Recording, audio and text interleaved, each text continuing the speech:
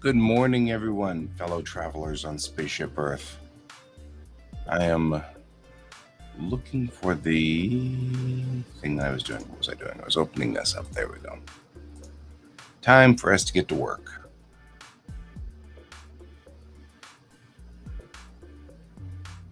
Alrighty. Good morning, Brent.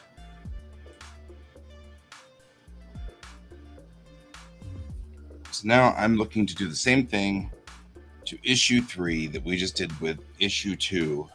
And go through and kind of find the 2 types of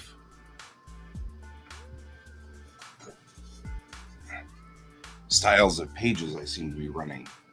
Because I seem to run 2 types of pages. One is a traditional Japanese style page where I have what we call the focus frame and everything else is kind of around it, right? And then we have my back and forth frames like this, where I like to have them going back and forth where they're just doing the same. It's the same picture almost, just slightly different on each one, so that you can kind of see that the 2 characters are having a scene back and forth where silence is involved.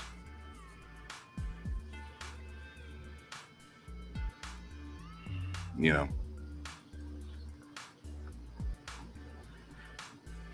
So.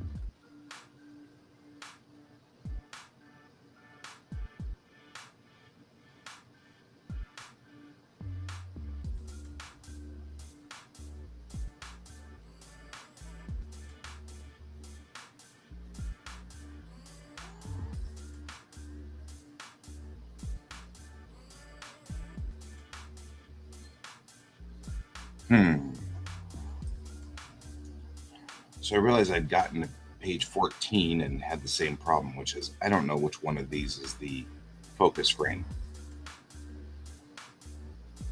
So I have to think about this page here a little bit.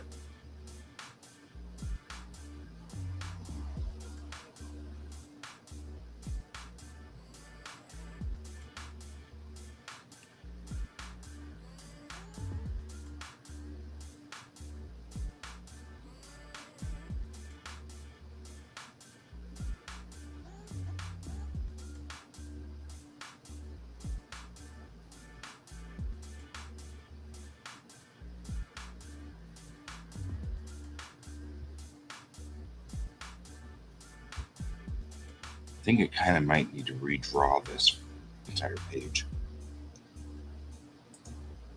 I think I need to rethink it a little bit.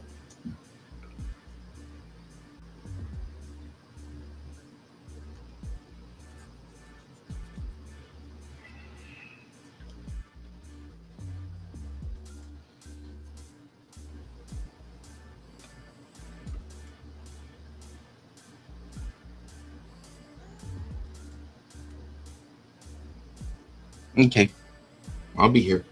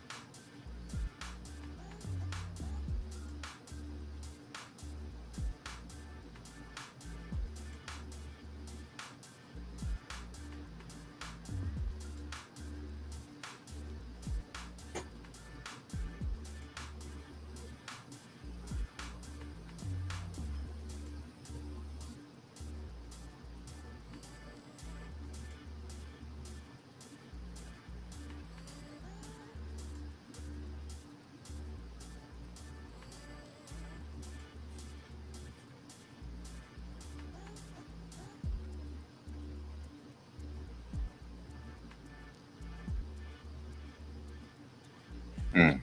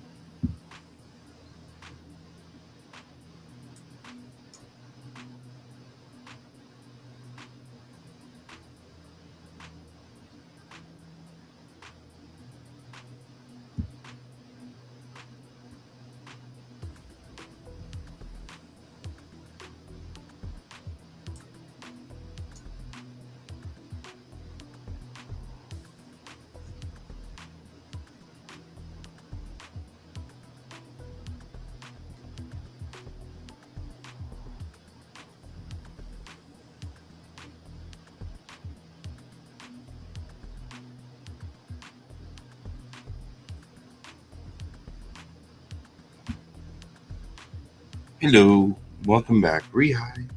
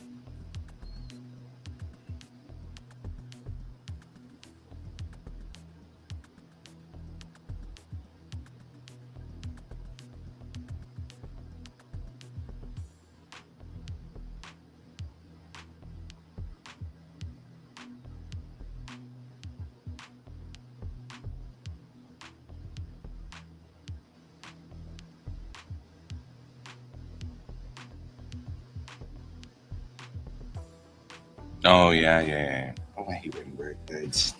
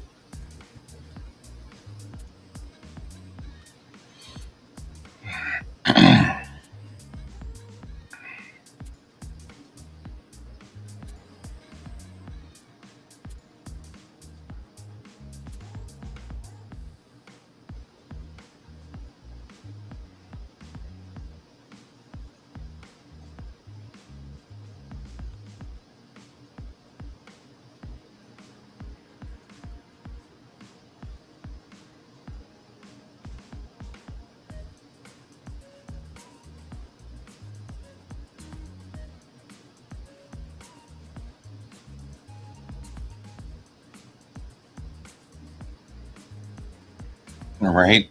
Already? I'm already ready for that nap.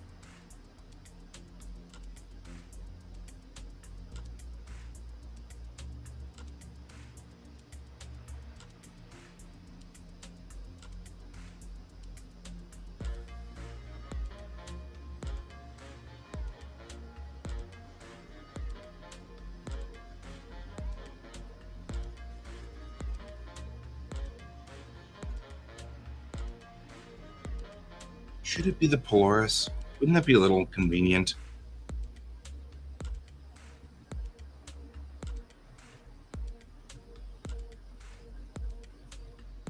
I feel like the odds of their own home ship showing up is kind of slim.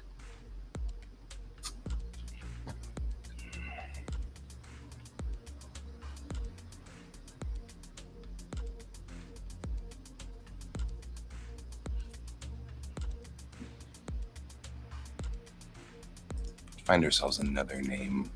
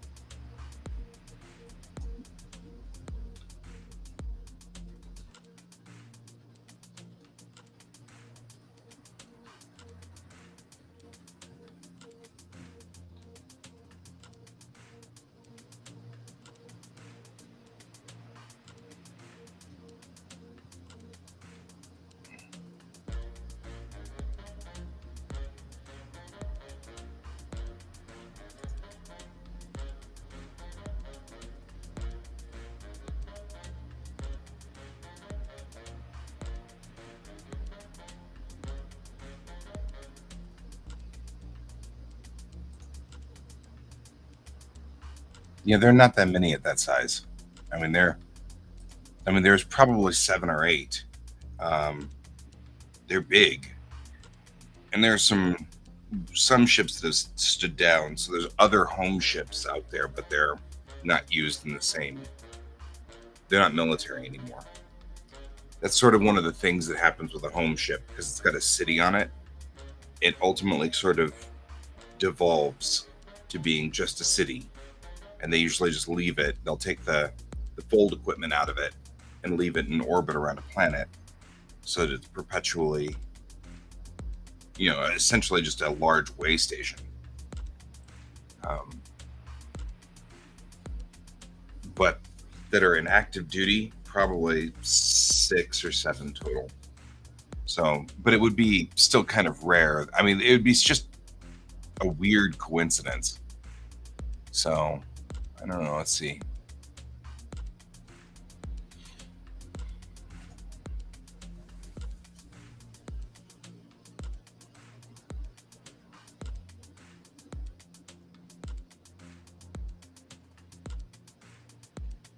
Call her the Breton.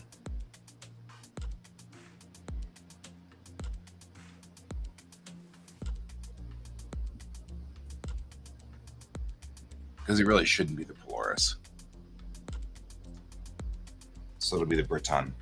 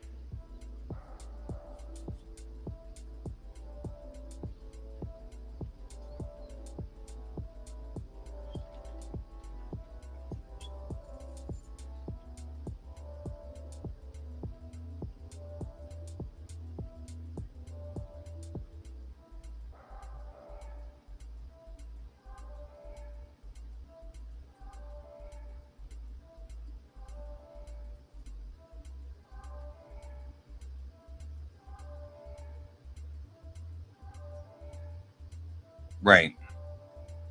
That's what I'm thinking too. And it wouldn't allow me to have them meet the Polaris later on, because it'd be like, why is the Polaris following them everywhere? You know? So, because they have a rendezvous with Polaris later on. Morning, cat. So at some point they're supposed to meet the Polaris out there in the story. So it's probably better for them to meet the Breton here. And then the Breton will deal with Moment, and you can leave a home ship there for just a little bit while they fix the entire planet back up.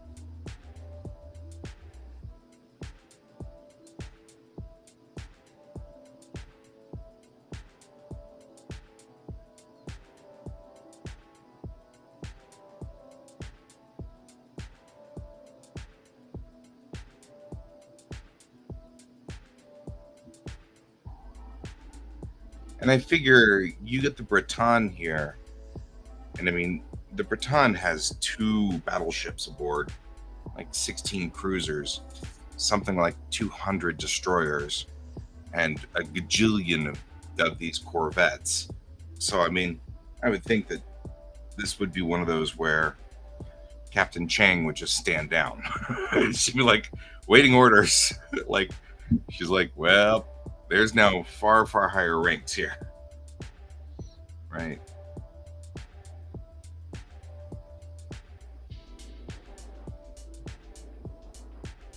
Yeah, too much of a Tom Bombadil for it to be their home ship. It has to be a completely different home ship.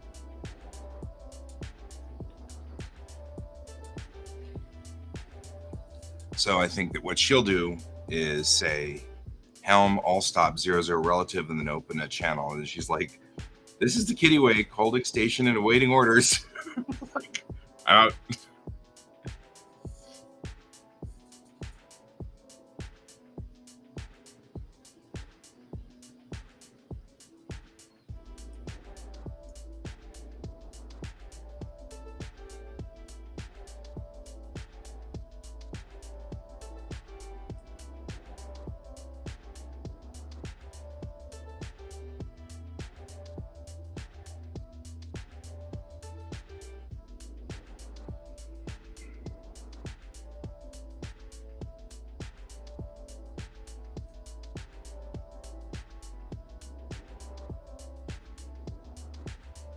I don't like 32.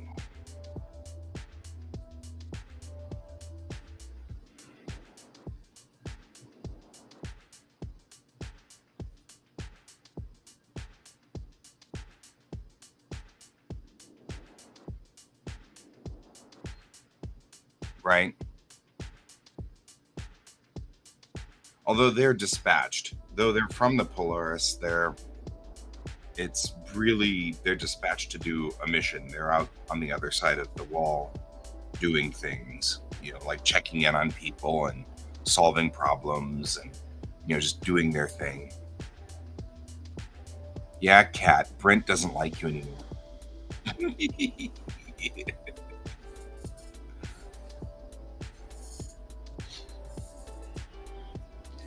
Yeah, that's what I feel like. I feel like she'd be like, standing down. You got this. Cat's like, I have a lot of stupid work to do. I still don't like page 32.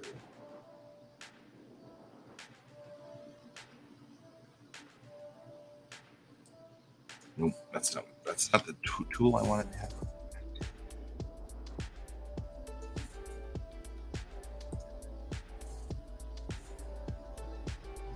Right? And now it's 11.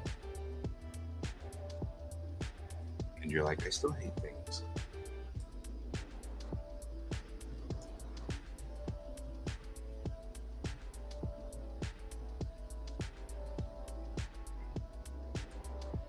Yeah, she might give a little bit more information. I think you're right. Gotcha. So I actually overslept a little bit.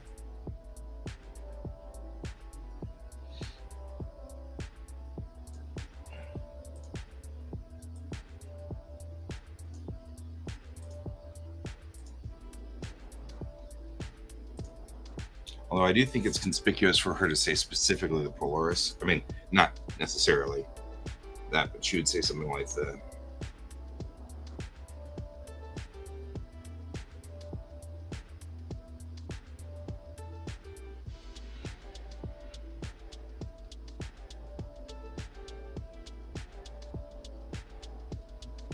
Something like that. Polaris Homeship Dispatch Group 7. Right? Oof.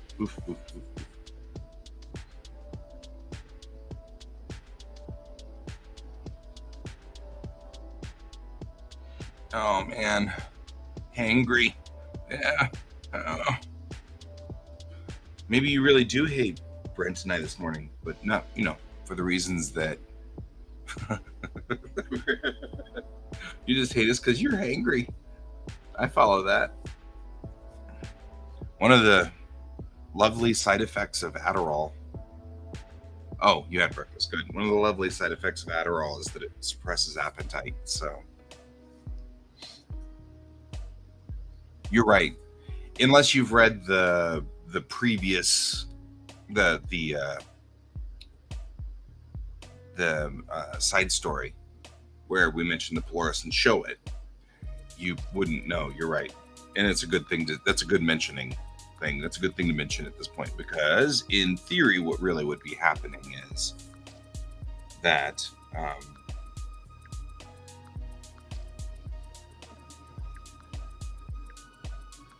they'd be following sort of that thing.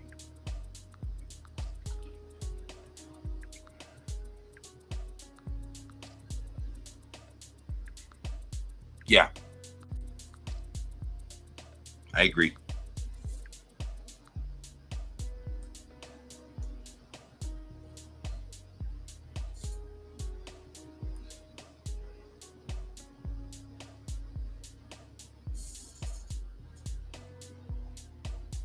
Maybe.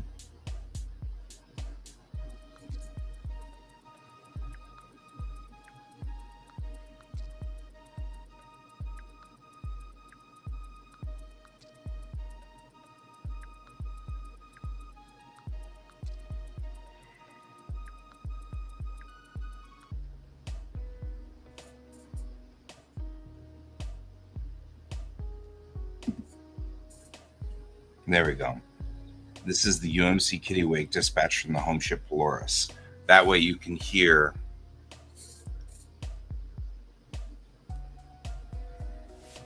And I've used the word home ship for this one. This is the UMC home ship Breton to any receiver at the moment system.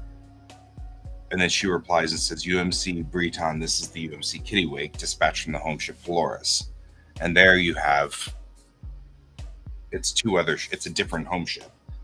That's all right. It's still a home ship, and they can refuel and land and resupply and all kinds of stuff. And probably stay in a nice hotel tonight.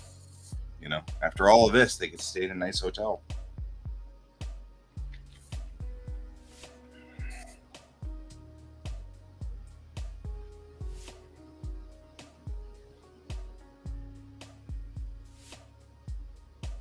Yeah. The home ships are a big deal. So, did you ever hear what made me come up with the idea of a home ship? So, I want to make a card game at some point, right? Of this. So, there's like a Magic the Gathering aspect card game that goes with this. And my card game, one of the rules that I wanted to make for my card game was that it had to be what we called a desert island rule. And that rule meant that the card game itself had to be played by itself. Good morning.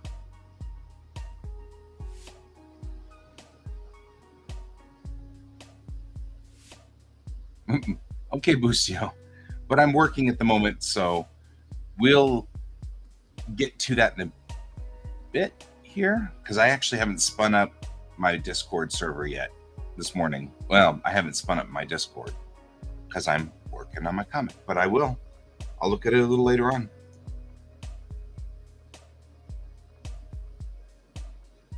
So yeah, in the card game, I needed a mechanic to make it so that the card game would make sense, and so that was my kludge, was to make home ships. I thought that was pretty funny. Yeah, I figured. It's not responding. I'll always say something to the bot, and then if the bot responds as a human, then I'll interact with it. But if the bot doesn't respond, then it's all good. Doesn't hurt me any. So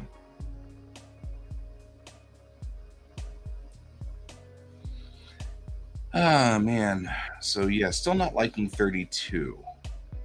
Okay, so we're coming out of page 31. The Breton has shown up. They've dispatched a battleship and a couple of destroyers and some other smaller ships out of the launch bay. And I mean, like, this is so big that these launch bays under here hold battleships, and entire battle fleets are in there. I'm not 100% sure that the Breton has a hospital ship. Probably does.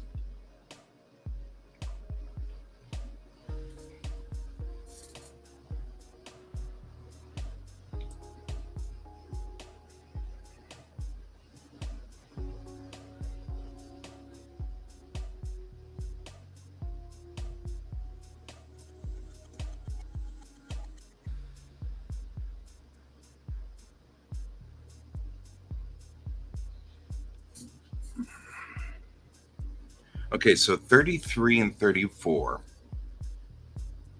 The scene is Alex coming back, and I want them to be talking about something that sort of explains that a thread has shown up. And like, it was a thread. It showed up out of nowhere. And that's the darndest thing. That's so weird. I've never seen anything like it, sort of thing. And then I wonder how that could have possibly happened. And then you see Alex, because we, the readers, know what happened, but the characters don't, right? So the readers know that Alex did something that opened up thread.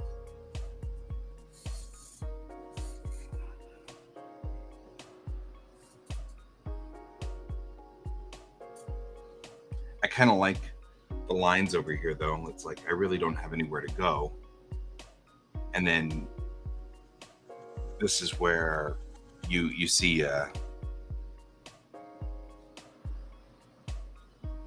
because I mean, like, 34 is a great page. I really don't have anywhere to go. The Kittiwake is a Unity ship. We can take you aboard, but you'd have to be a rating. You'd have to join the Navy. And then Alex looks up and says, so join the Navy and see the stars. And she says something like that. And that's when Alex says, I'm in. And that's important because we have to bring Alex onto the ship.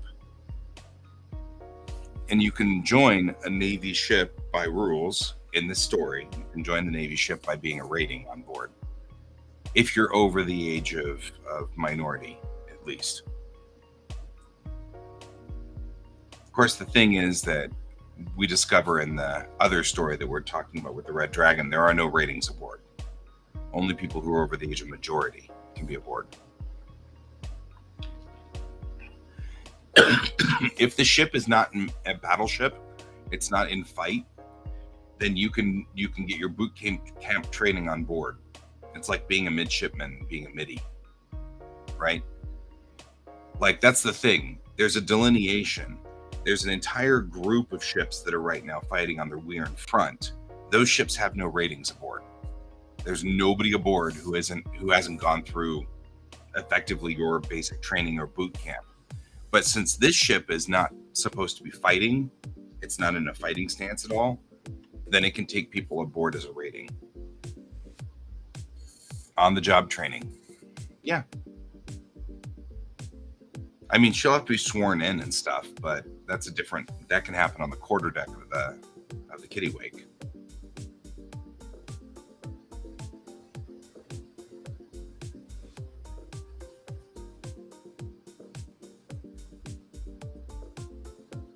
In fact, we may start the next episode with her being sworn in with like 5 or 6 other people that they picked up from Moment. And then, because everybody's always trading out, and if the Breton's here, then you can think that 5 or so people transferred off of the Kittiwake because they were out of cycle. Because there's what they call it's budget. You have time budget, and ships that move closer to the speed of light burn more time. So you're only obligated to stay with the Navy for 10 years of your life. That's it. And then you're out. And those guys are not officers. Those guys are the enlisted. If you choose to stay longer than 10 years, then you go through officer training and you move up into the officer ranks and stuff like that and stay longer on the ship. The idea being you're more dedicated to the Navy in a general, in a long sort of vision thing. You're more likely to take care of the Kittiwake in general, except for Better Spec, he's gunny and ancient. Well, there's nothing that says the Better Spec wasn't like an old guy when he signed up. Right, he likes the enlisted life. Well, and that's a choice you can make. That is a choice. You can you can be a lifer and be enlisted because you don't want to be in charge. You don't want to be in charge. I actually know a number of people who are perpetually enlisted. They're like, no, I'll do whatever you need me to do. I just don't want to be in charge.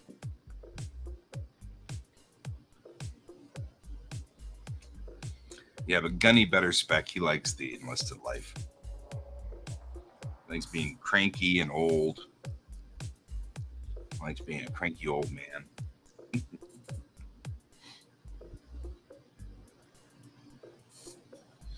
Okay, but 32. How do I get from where I am there to 32? And I guess really we can start with just another shot of the Kittiwake back on the ground. Because she's returned from space.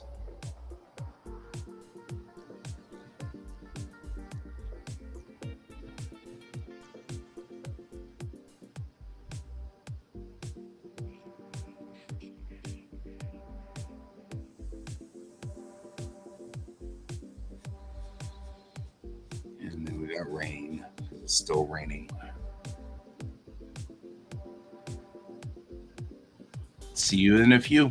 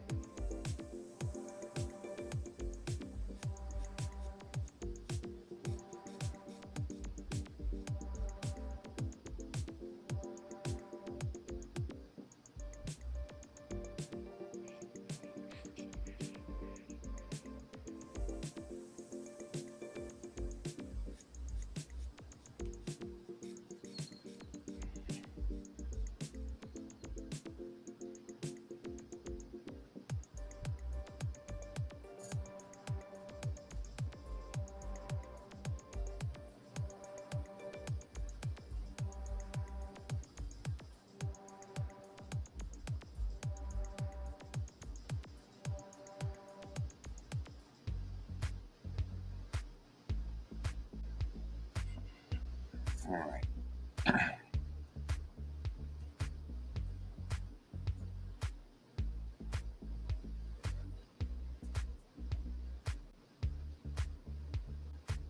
Might need to reorder that, which is fine. I'll wait until I put it up on the big stacks before I start doing stuff like that.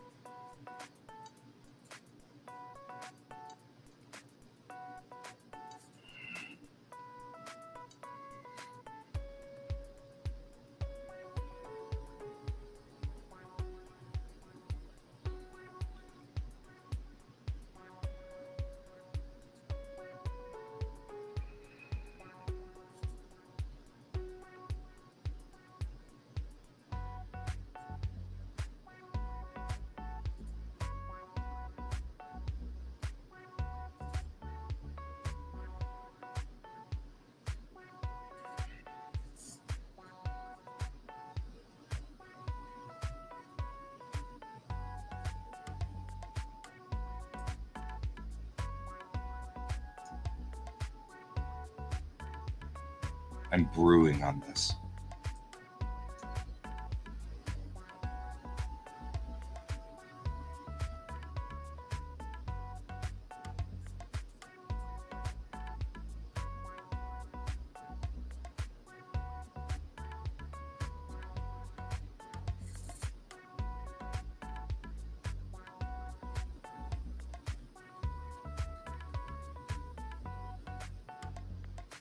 So this is me trying to fuss with this section. This is the resolution of this episode. And so I'm trying to make sure that I've got everything tightened up at this section here. You know, on page 29, they were about to execute their plan to foul the entire system so that you couldn't use N-space drives to get in. And then we see on 29, Vetter Spec is saying, the hell? Bridge, gravitic, something is happening, something big. And then we cut to the bridge, and what you see is just pure shock on Chang's face.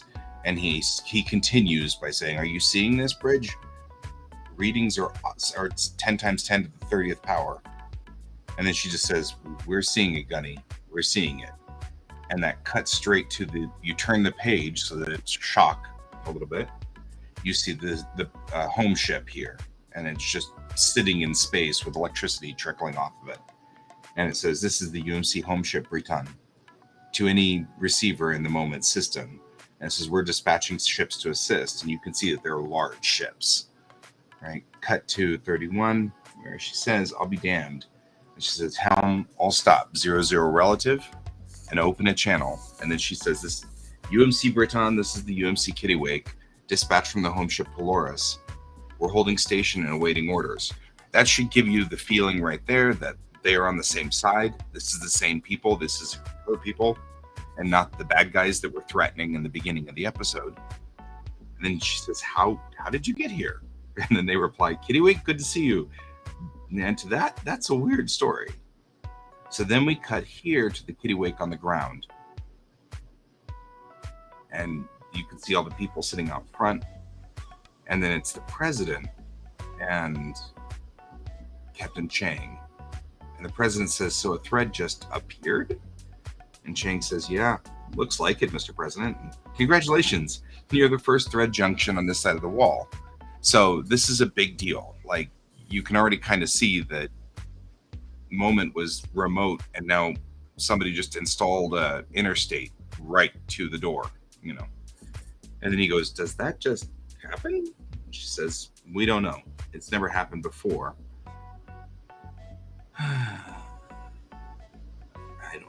writing there. So I'm gonna pull out. I'm reading this out loud. It makes me understand this a little bit better whenever I say it out loud. But I like this better.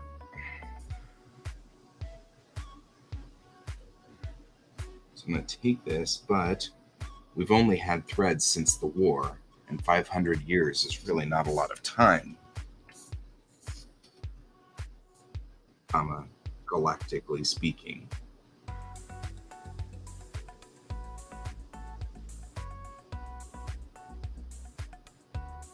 There we go. We don't know. It's never happened before, but we've only had threads since the war, and 500 years isn't really a long time, galactically speaking.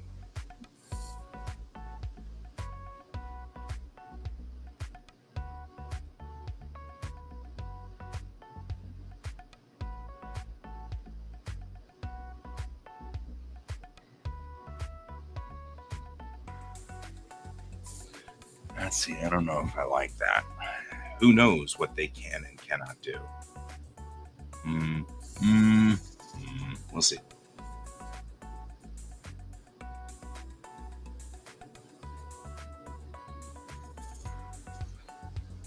Kind of on this one, not sure. We'll have to see.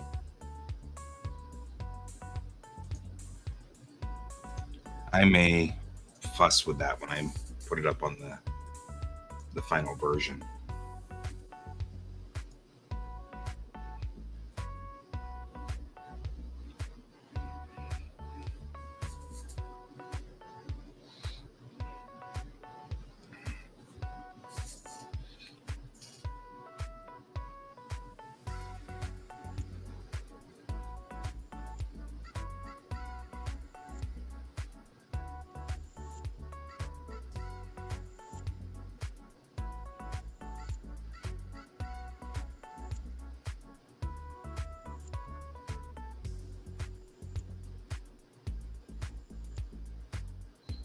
So Chang continues talking off screen left, and we see Mayrel. She looks off screen to the right, and we see the small figure of Alex, and then she comes up, and so Mayrel says, "You didn't find what you were looking for, did you?"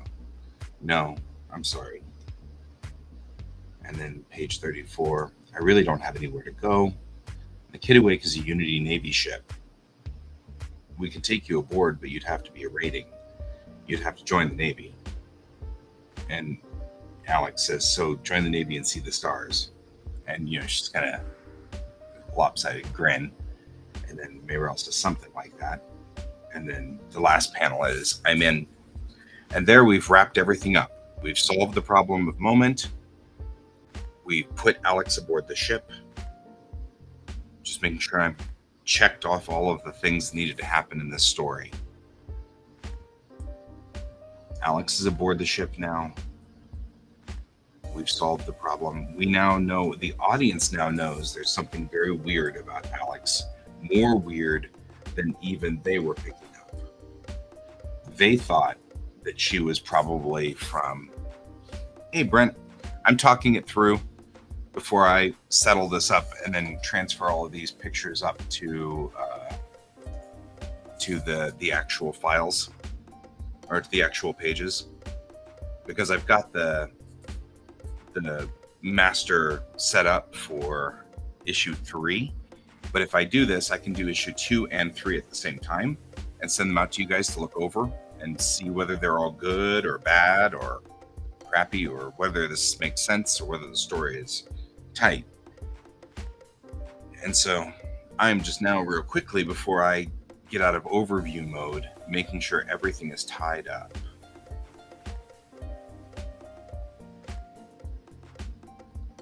So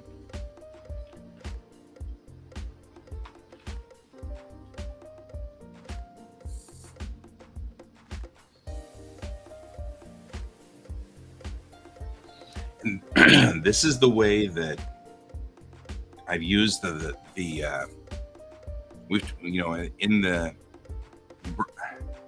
I'm just totally lost there. Let me try again. A whole bunch of word salad, a whole bunch of trains just crashed into each other there. Okay, Kayan and I have talked about using these overview pages to give sort of a story feel pattern to it. And you can see that's exactly what I've done here. So the lowest point is this red one right here on page 26. And this is where we see that Kittiwake is enacting the plan that will ultimately trap them in the system forever. And so this is not the coolest part of the story, right? And then we cut back to 27, where it starts to build back up to the ultimate climax, which is this dark green section right here. And that's what's happening here. So we roll up to bam, right there where the Briton shows up. And then we roll out the epilogue of this episode. So I've done all of this. Let's talk about whether I've tied all of the story pieces up.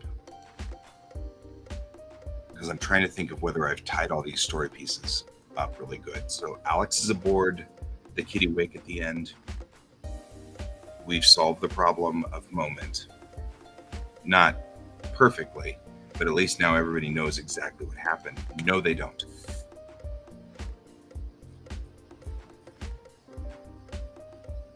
We need to add one thing.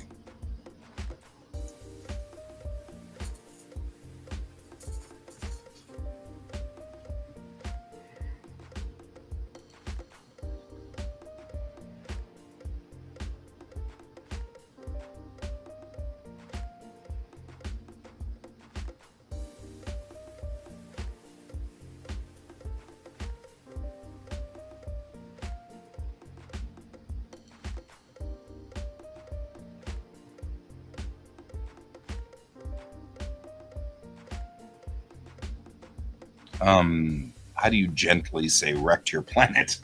The jump that, maybe just that.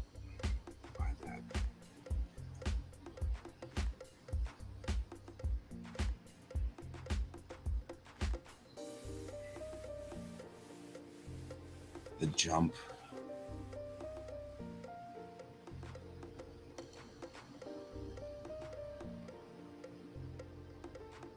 I'll have to come up with a new wording for this.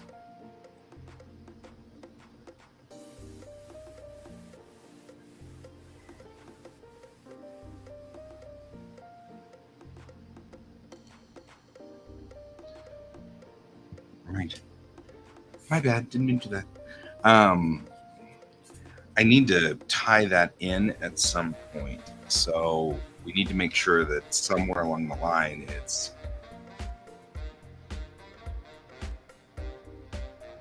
something to the effect of, does that just happen? And she's like, yeah, it we think that the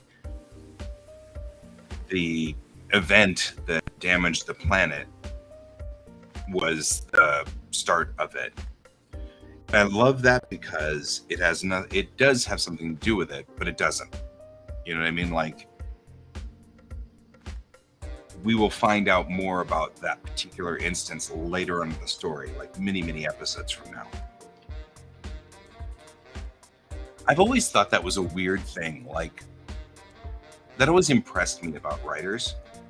Whenever I'd read a book and the characters are almost right, but not quite. Like, they're off base just a little bit. And you can totally see that how they would have logically arrived at almost the right conclusion, but then didn't, and then built their whole theories off of this wrong conclusion. And, and so then at the end, it settles back in and all the characters are surprised. Oh no, that makes more sense, and like, oh, I get it now, sort of thing. And I'm always impressed because, as a writer, everything about the story. So I'm like, oh man, that's really cool when writers do that. So I'm kind of like proud of myself here because I actually managed to do the same thing. But, it's like, it's hard for me to do it. So it's like, I can see how I have a little bit more of a newfound respect. So I have misled my characters a little bit here in 32. They all believe that the thread opened as a result of something that happened on Moment that moved the planet. that was like the earthquake that opened the crack in space. And so they're kind of like, oh, that must have been it. And of course, that's not. Those are two different events that were unrelated, but they'll figure that out later. Because really, it's Alex that opened up the thread. She opened the thread here in this section by using what they call dark music. And it's what the Unity calls dark music. It's not what the Commonwealth calls dark music, but we haven't really had enough time in the story yet to talk about music and what the music does and how the music works in the story. But that's okay. I think I'm happy with the panel work. I think the texting, yeah, it's exactly. I love that. I love when you're in a story and you're reading it and all the characters are like, "Oh, the bad guy must be this." And you're like, and like, especially if you know that they're off base, it's kind of cool. You know what I mean? Like, you're like, nope, bad guy's this. Oh, watch these guys run around in circles trying to figure out where the bad guy is. I think that's kind of a fun thing. Okay, so I'm going to go ahead and save this. Let's go ahead and see if part 3 has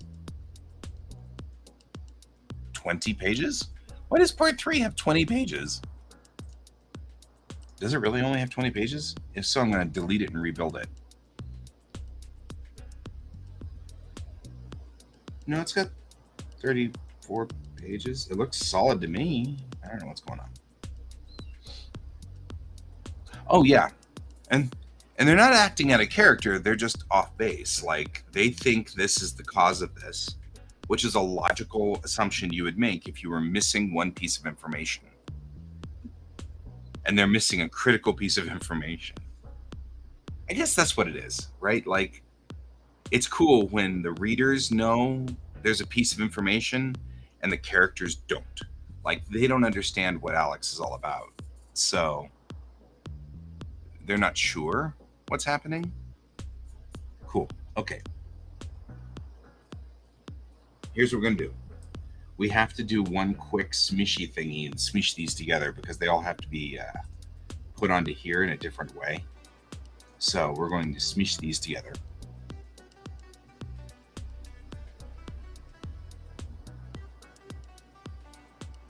But first I want to flatten the image and then not save this.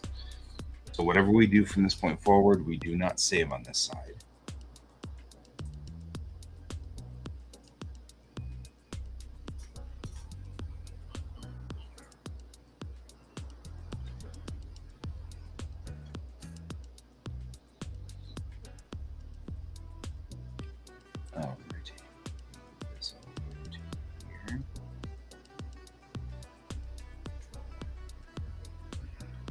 Select.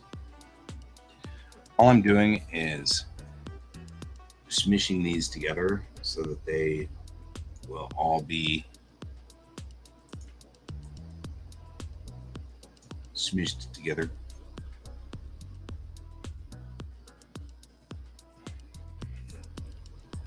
It's the thing I actually had learned from this particular episode is using master pages from now on, or overview pages.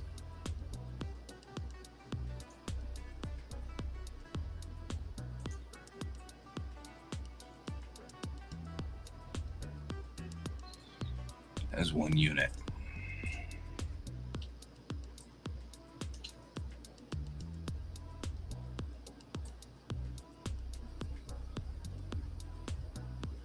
I'm trying to introduce all of the elements in this story one bit at a time. And the weird supernatural elements, which aren't really supernatural because it's Clark Law. I'm trying to introduce those gently so that people aren't like, what? It totally went like, the Force is with everybody. Why is the Force with everybody? This was a Star Trek story. Where's the Force coming from? I want to be very careful about. Hang on, guys.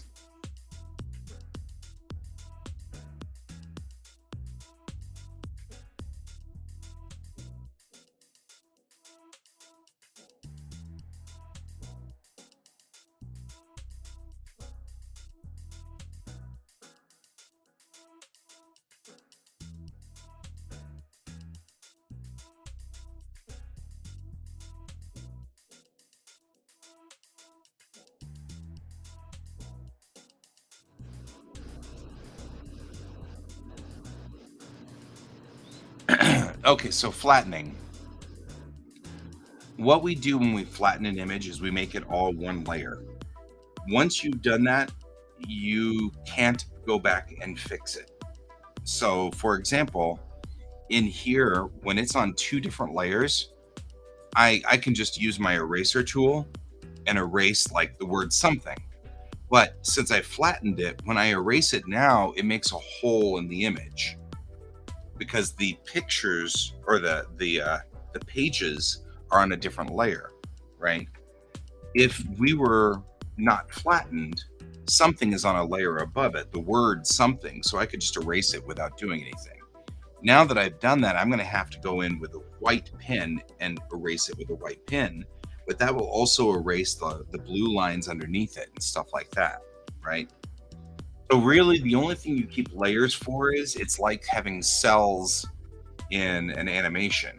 If you only want to work on just the cell and you don't want to work on the background, you keep it separated. So then you can work up here on this top layer and it doesn't affect the layer below it. Once you've flattened it out, you have to go in and it's like one picture at that point in time. It's like a photograph at one point. For this, there's only one layer, and that's the layer where all the drawings are. So I did all of my drawings on an upper layer. Here, I'll show you. I can't do two at this point, or one at this, or three at this point in time, because obviously, but I can show you what two looks like. All right, so this is issue 2, and I have a layer up here on top. If I turn off this layer, it's blank. The whole issue is blank. There's nothing on there, right? So once I turn this layer back on, you can see all of the various, everything in it, all my notes and everything like that. And I leave those on an upper layer because now I can take right here and I can take an eraser and just erase that. And it only erases that part of it. And you can see that it didn't erase all of the guides underneath, right? So it just erased the parts on top of it. So that's what, yeah. Yeah, I mean, and then that's another one of those, maybe might have been better for you to join a stream and do it, because we would have happily helped you on that one. So in this instance, because I did this a different way, I didn't realize that this is better. I like this format better, this layout where both sides or both pages are done as a spread. That way I can draw the art across it and make it a huge spread if I wanted to.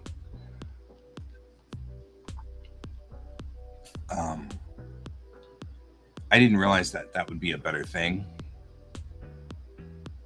Oh, that's fine. You do you, boo.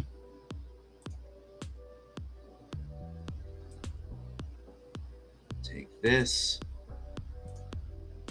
We're moving it over. There we go. Then deselect.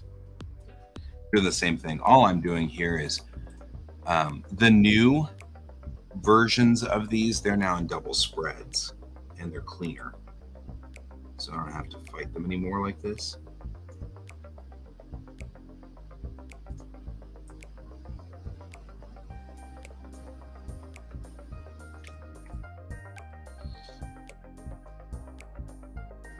Right, and then I don't usually make those two be together, although they are, so I will. These two shouldn't be together necessarily, I guess.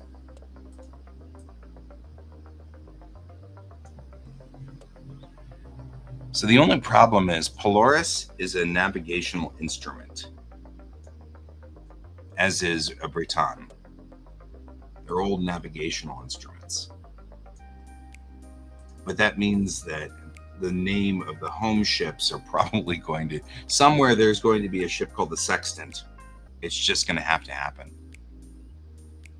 Because they're all named after navigational things. The idea being the home ships are the way you find your way home.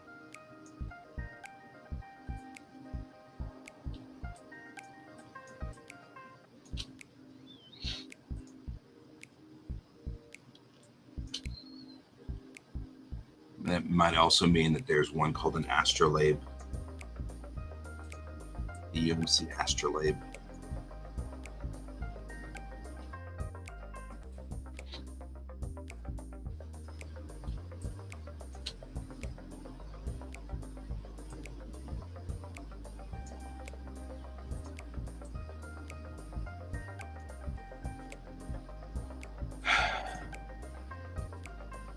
Titanic isn't a navigational instrument, though.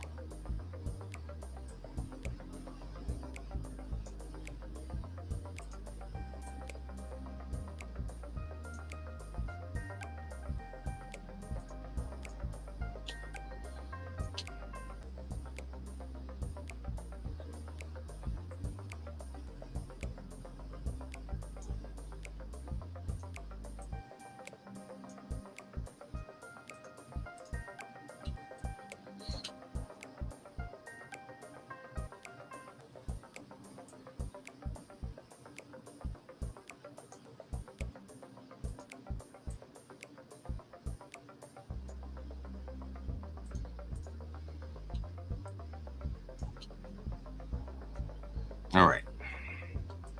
Now that I've batched them together, I'm just going to grab each one of these here. Bring it over here.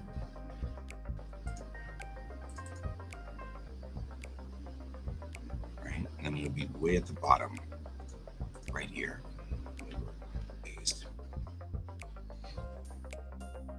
Or maybe one at the very top.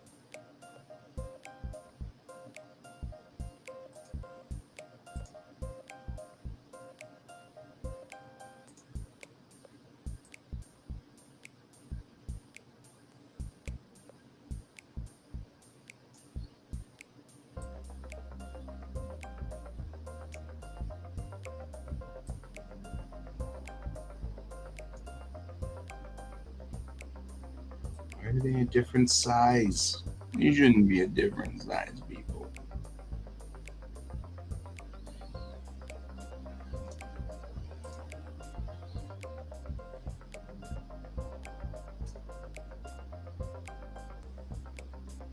The question really is, if I do this,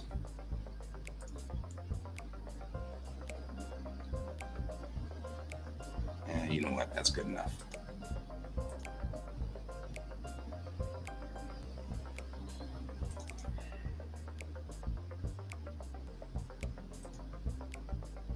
Oof, don't do that.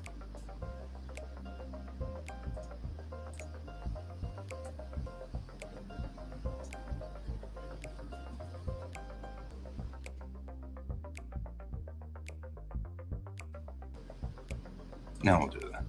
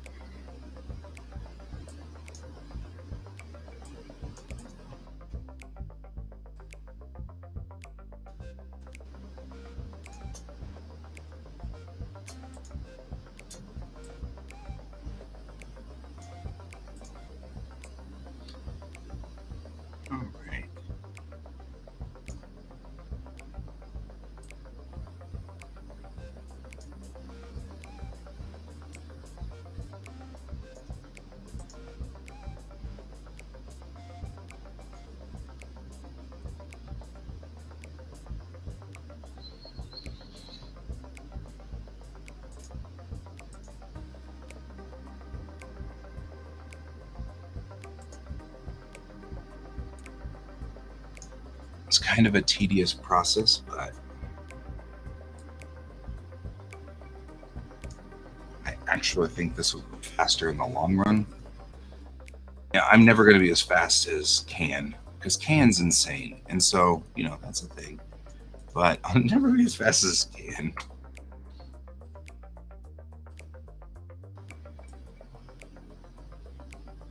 But I still think that once these are done and out to you guys to look over and figure out what to do with them, it will be, whether you guys find any real serious problems with the story or something that needs to be dealt with, now is a much better time to deal with them while they're still sketchy like this.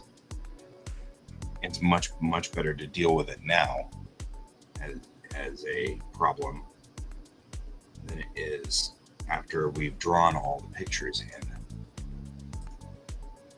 So I really like this setup. Tonight we'll start putting in all the dialogue, and then once all the dialogue's in, you guys can read it easier and stuff like that, and do a whole lot better. Yeah.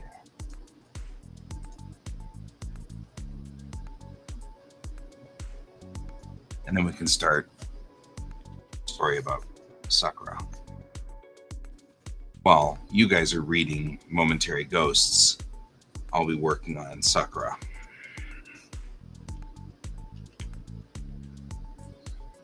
And then we can actually get into a rhythm of production. Just in time for me to have to go get like a job or something like that and be stuck at a job all day. We'll have to see. Kind of hoping against hope that I can get a job as a teacher, because I'm really good at that and I enjoy it. And so that'd be fun. And so I won't mind that too much.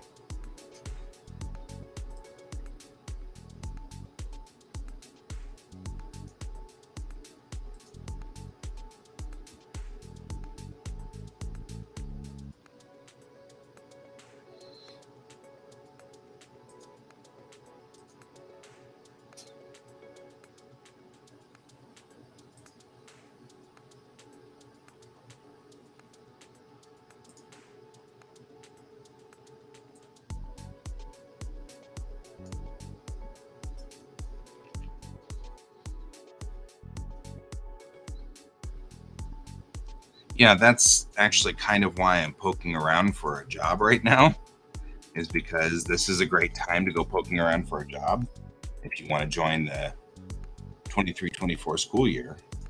So, but my sister I've had a problem all along with, I've been sitting there talking about for those of you who've been familiar with my trials and tribulations with my degree, I have a degree from Westwood College, which was one of those colleges that was for profit and kind of a pain in the butt. And it turns out that the college was not accredited while I was there. And that means that I cannot get a teacher's license on it, and I can't do anything like that because they won't do it. So I have to start all over again with the beginning of a bachelor's degree at literally like classes 101, which was a horrible thing. But then my sister had this brilliant idea, and she's like, the private schools do not require accreditation, so they don't require that you have a teacher's license.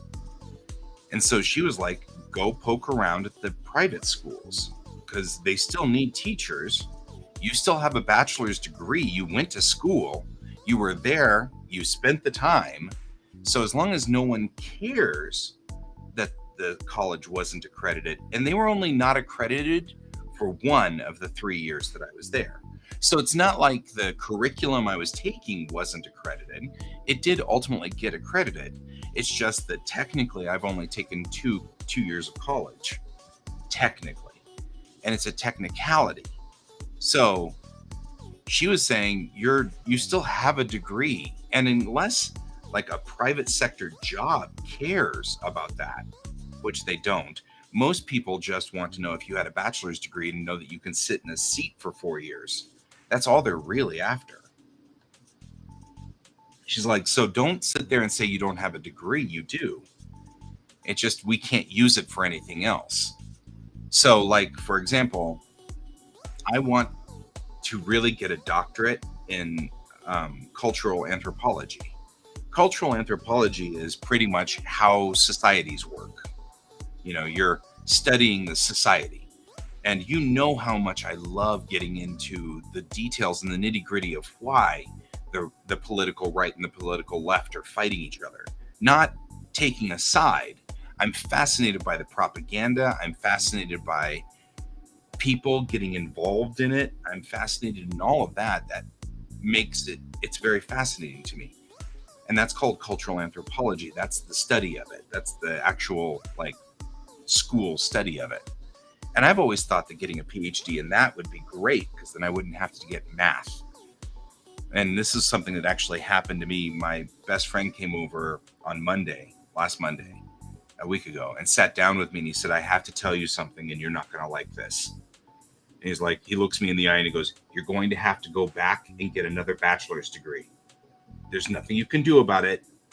Take a deep breath and accept it. And then he goes, and you can't be an astrophysicist. Just accept it. And I was like, okay, I've accepted it. And he's like, that went a lot easier than I expected. And I'm like, that's because I've already figured out cultural anthropology. And he's like, what's that? And I explained it to him. And he's like, oh yeah, that fits you perfectly. He was like, yeah, go for that. It's really funny. So yeah, what it really means is in the education world, the academia world, my bachelor's degree is junk. It's not worth it. I cannot get a master's degree off of it. I can't use it for anything to get a teacher's license or to get anything of that sort. There's nothing I can do. It's a done deal. However, for the business world, they don't care whether it was accredited or not. Yeah. I'm writing Bellatrix Rising as a large-scale cultural anthropology statement. But you're not going to see it right away. It's down the road. That's my science fiction statement that I'm making underneath it. But, no, I already know what my thesis will be, my doctoral thesis, and I know how to defend it. So, I'm not going to say what it is, though. Don't want anybody to steal my thesis. So, I mean, like, I've already said it. I've already figured this out. I know where to go with this one. And when we're at NDK, I don't know if you know one of the guests that's always at NDK is Dr. Elisa Friedman. She's also a cultural scientist. That's her doctorate, her PhD. And she and I were talking one day, and she's like, I can tell you all the secrets so that you don't have to pay for your master's or your PhD to make you do work for the college and the college pays for your degree. And she's like, it's going to be stuff like they're going to make you teach classes. And I'm like, that's going to be hard. I mean, like, that's not going to even be work. And she's like, yeah, exactly. You already teach driving and you want to get into a place where you can teach kids science and history and all of that stuff. Boy, I'd love to teach history. Wouldn't that be fun? I'd sit there and like draw Roman soldiers on the board. and then I'd be like, let me tell you what decimate means. It means 1 in every 10. And I'd start killing all the soldiers. They'd be like, he's unorthodox, but the kids remember everything. So like, I'd be such a weird teacher. I mean, I am such a weird teacher. I don't even know why I said I would be. The kids love me, though. And they remember all the things I teach them. And that's really the two important pieces to being a teacher. So anyway, that's me looking to the future here and kind of figuring out what tomorrow brings. But tomorrow might bring some real heavy work, which may put me on a real slow burn for Bellatrix. So be prepared, folks. I may have to put Bellatrix on the back burner for a little while. it's a lot easier for me to do prose than it is to do these comics. So if I do go on that mode, I will continue to write short stories in the Bellatrix universe that fill out other pieces of the canon, other pieces of the world, but aren't the main story until I can get back at this.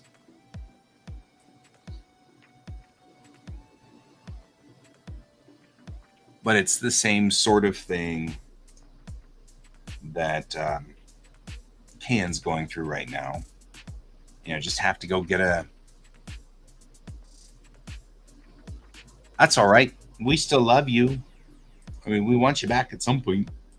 You gotta come back someday.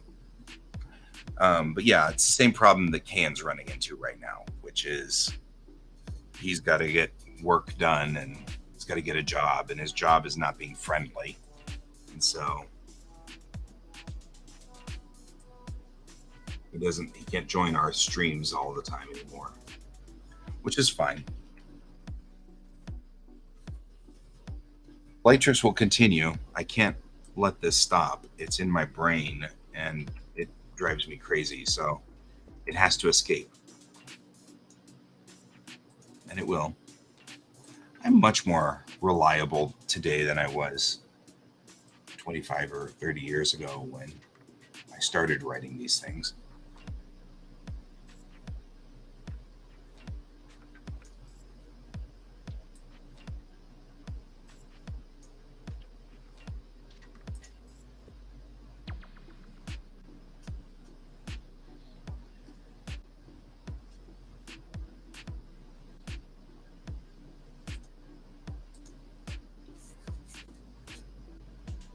So what Kat is saying is that Kat will return with our phasers, because all of our phasers will be installed next Tuesday along with our tractor beam.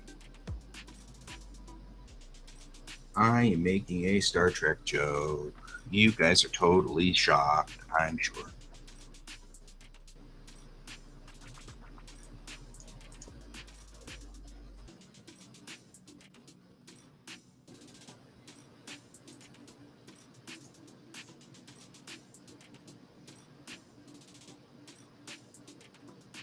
I'll see you then. I'll see you then.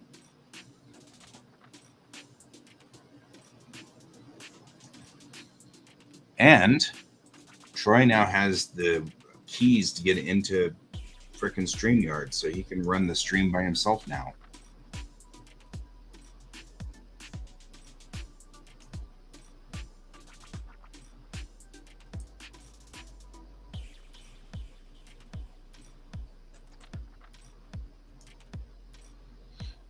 I'll see you later. I'm going to finish putting these up on the pages, and then I'm going to call this a good start, and we'll be ready to rock and roll tonight.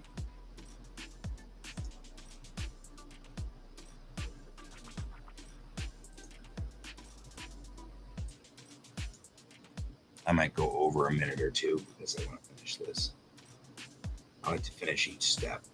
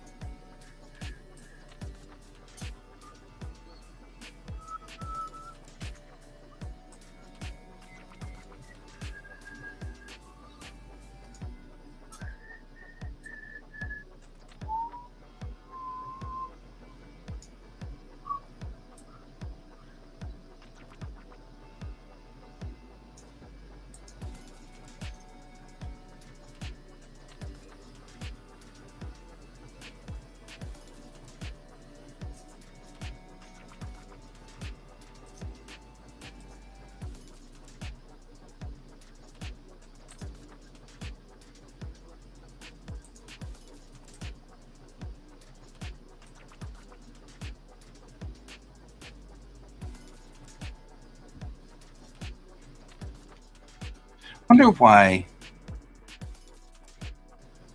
Is there any rule that says you can't put pictures in your resume?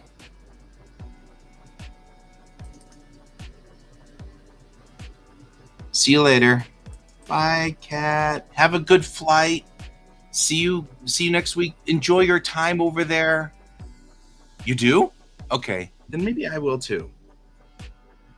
Okay, well, have fun, and we'll see you later.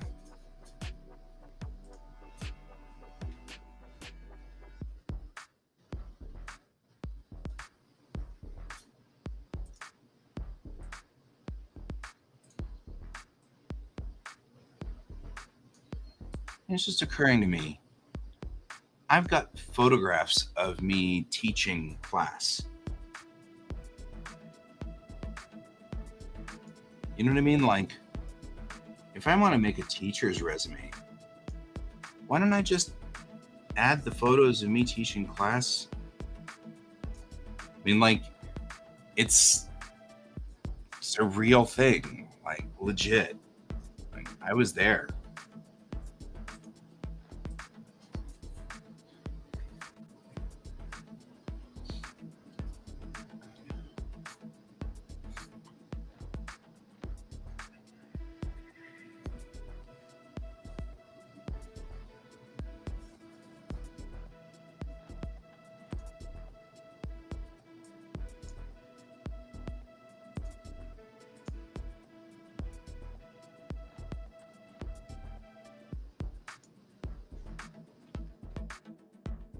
I got pictures of me teaching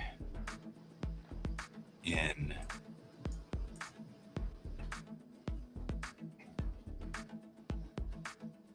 driving school. I've got pictures of me teaching in Japan. I've literally been there.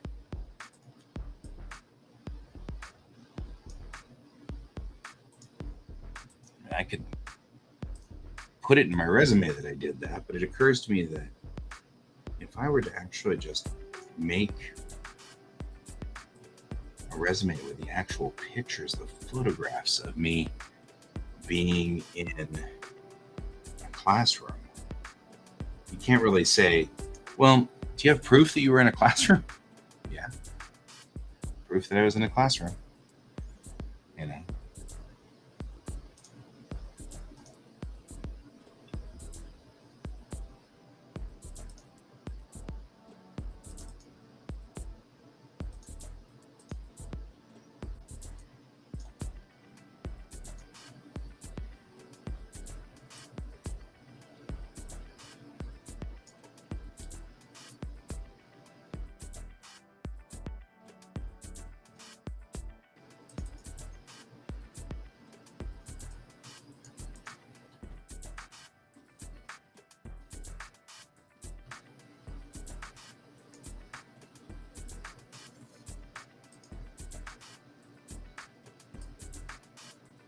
The more I think about it, the more I'm like, that's really what I should do.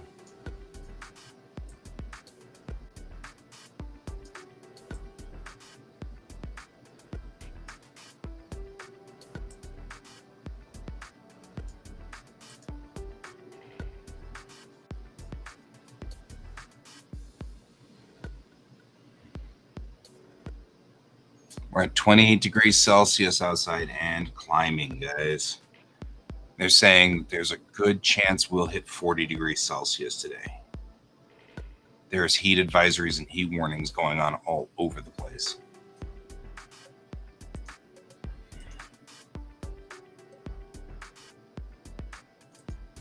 I only have 2 more of these pages to go, and then we will be. I only have 2 more pages to go, and we will be done. So I'm going to go on ahead and do these last layouts. More layouts to go. This is why I'm rolling overtime. Which is fine.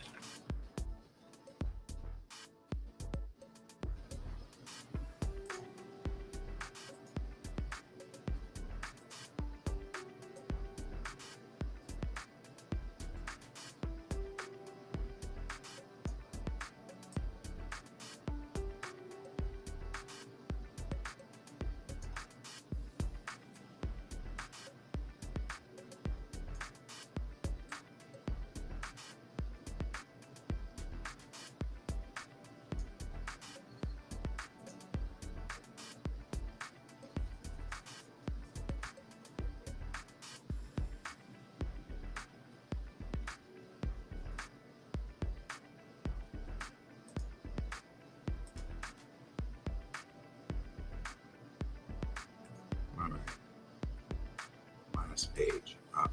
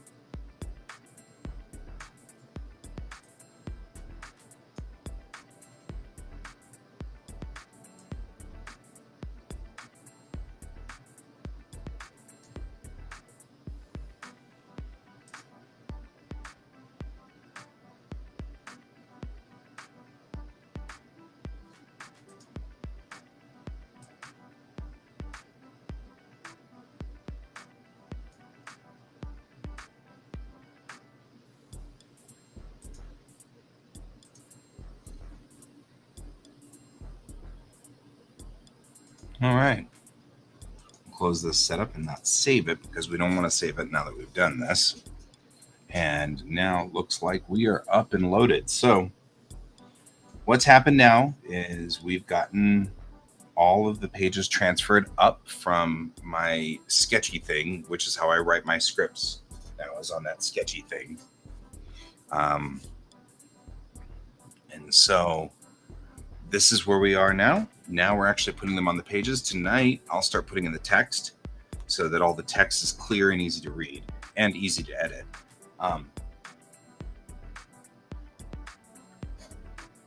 And that will be where we are.